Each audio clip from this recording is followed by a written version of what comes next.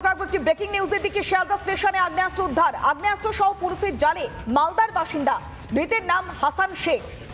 কলকাতা পুলিশের এসটিএফ এর জালে হাসান শেখ বিহার থেকে অস্ত্র নিয়ে কলকাতায় এসেছিল অভিযুক্ত, এমনটাই প্রাথমিকভাবে অনুমান করা হচ্ছে। জামা কাপড়ের আড়ালে আনা হয়েছিল আগ্নেয়াস্ত্র। বিহার থেকে সড়কপথে মালদাতে এসেছিল ধৃত।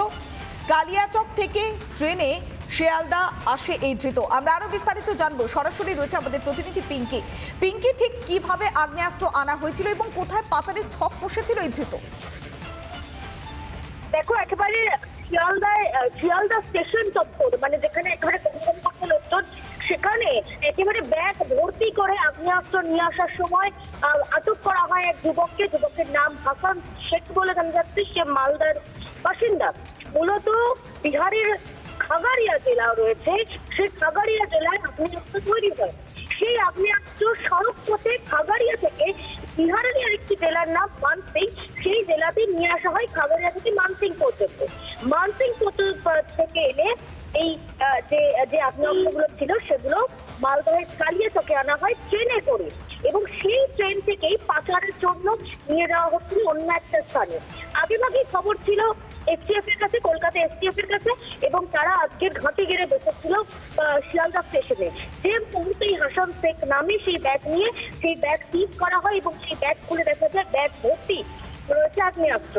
এই পুরো যে অপারেশন বা পুরো প্রসেসিং এর দায়িত্বে আগ্নেয়াস্ত্র আনা, মালদা থেকে আগ্নেয়াস্ত্র রিসিভ করা, সেটাকে আবার তার স্থানে পাচার করা, এই পুরোটা দায়িত্ব ছিল হাসান শেখের উপরে।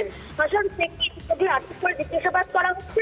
এবং হাসান শেখ যেভাবে অস্ত্র এনেছিল তার সঙ্গে আরো কেউ জড়িত রয়েছে কিনা, আর কোন কোন জায়গায় পাচারের ছক ছিল, সমস্ত বিষয় খতিয়ে দেখছেন তদন্তকারীরা। অনেক ধন্যবাদ। সরাসরি ছিলেন আমাদের প্রতিনিধি পিঙ্কি। নানা ধরনের কন্টেন্ট দেখার জন্য লাইক করুন, শেয়ার করুন আমাদের ফেসবুক পেজ, সাবস্ক্রাইব করুন আমাদের ইউটিউব চ্যানেল। পাশাপাশি অন্যান্য ব্রেকিং নিউজের জন্য অবশ্যই চোখ রাখুন রিপাবলিক বাংলায়।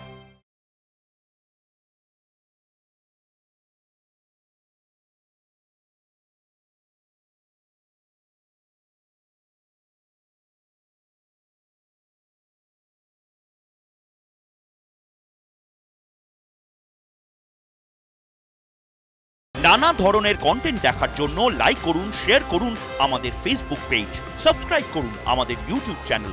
পাশাপাশি অন্যান্য ব্রেকিং নিউজের জন্য অবশ্যই চোখ রাখুন রিপাবলিক বাংলায়।